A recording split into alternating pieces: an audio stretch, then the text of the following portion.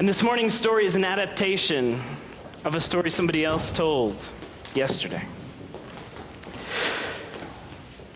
So once upon a time, a fox stretched out its body in a pool of sunlight, took a deep breath, and before it had even exhaled the entire breath, its body clenched up in a ruckus, all-encompassing fear, because it heard off in the distance a trumpet, a horn blow.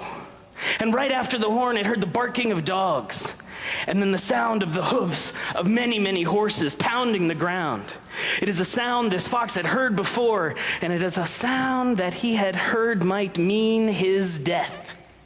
So he started running as fast as he could, running with everything he had, his legs pumping out into the back and his front stretching out, but even as fast as he could go, running and running over the logs and through little holes and in the trickiest, craziest way that he could run, still the sound got louder and louder behind him.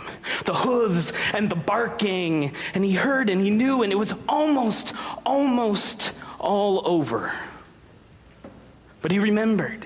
He remembered in his panic rush and his craze and his haste, he remembered that he had heard a great uncle, one of the oldest foxes that he knew, which is a thing, especially in this area where they hunt a lot, to be an old fox. He had heard that he had run through the river, and so he knew that there was a river a little bit farther off, and so he ran as fast as he could, again with his legs stretching out into the back and reaching out as far as he could. And sure enough, he made it into the river, splashed his entire self, even though he hated water, went down deep under the water, squealed around, tried to get as much of his scent off his body as he could. And he came off the other side, and he ran about 100 feet off into the distance and hid behind a bush.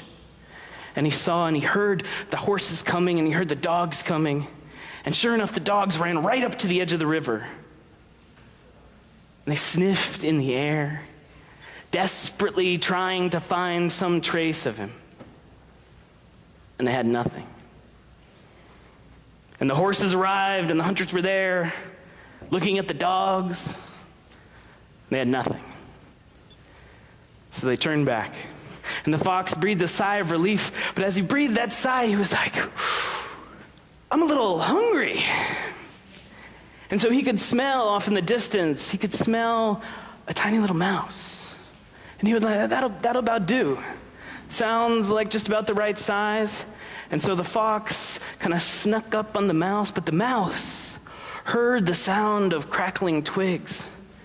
And the mouse started to run as fast as he could, with his little legs stretching out and his body reaching as far as he could. And the fox started running after him, smelling. The mouse tried to run the craziest, fastest, trickiest way that he could. But sure enough, the fox eventually caught him, ran up and was looking at him, was about jaws open wide, about to have his lunch. And all of a sudden, something swept over that fox.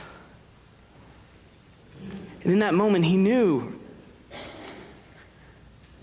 I am hunter and hunted. And something didn't feel right about that. And the mouse wasn't waiting for this fox to have his little process, and the mouse just ran away. And the fox sat there, sat with his hunger, sat with this hunter and hunted, and went home and sat down. He tried to talk to his friends about it, tried to tread the path of the vegetarian fox, only eating what fell off of trees. It was a tough path for a fox. Eventually, he did go back. He did go back to hunting. But he never did it in quite the same way, because he had stopped. He had stopped and he had looked at his life and thought about it. And that's a really helpful thing, because we can get so swept up in our chases. We can get so swept up in what we think we need that we can forget to stop and actually look at it and think, do we actually need this? Maybe we remember this fox